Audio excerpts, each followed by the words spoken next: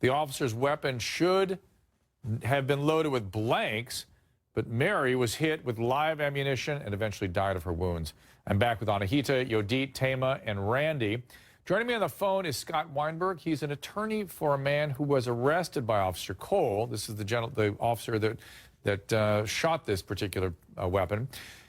This attorney claims his client was mauled by Officer Coel's police dog during the arrest. Mr. Weinberg, thanks for joining us.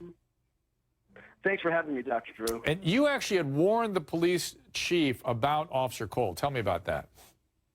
That's correct. About early June, I got a copy of the video that showed Officer Coel's dog brutally attacking my client for about 1 minute and 47 seconds.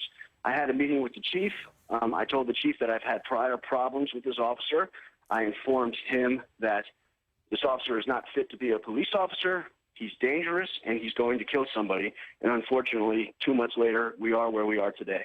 And what makes you think he's so dangerous? So we're looking at that footage now. It's pretty dramatic. Well, I mean, if you watch the footage, the first thing that Officer Coel says to my client when he tries to stop him for the only violation of not having a light on the bicycle, he says, "Stop or I'll sick the dog on you." Now, that just shows his intent from the beginning of the traffic stop. He just wanted to have his dog bite somebody. And if you watch the video, my client is compliant, and the dog chews on him for 1 minute and 47 seconds. Frankly, this wasn't the first time Officer Coel acted aggressively on a case. I've got numerous others of his cases dismissed once I showed the state's attorney the video about how aggressive he acts and how he violated other people's rights. Now, Mr. Weinberg, you're not making the case that he intentionally shot Mrs. Knowlton. I mean, this seems like a terrible tragedy. This is a terrible tragedy. It was an avoidable tragedy. I do not know the facts of what happened with the Miss Knowlton case.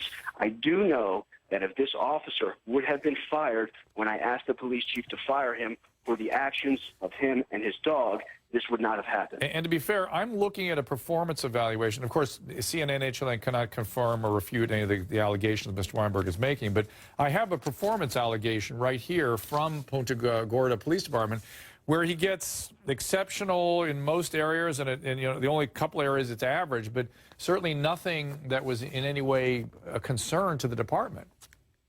Well, Dr. Drew, if you look at the beginning of Officer Coel's career, he was asked to resign by the Miramar Police Department, and then he was hired by the Punta Gorda Police Department. If you look at his case clearance rate, it's pretty abysmal. I think the stat I found was that 37% of his cases have been dismissed by the state's attorney's office. The fact that a police officer gets good ratings doesn't really hold water with me. We've seen it across the country where there are great police officers, but unfortunately, too many bad police officers are protected, and they're protected by those evaluation reports.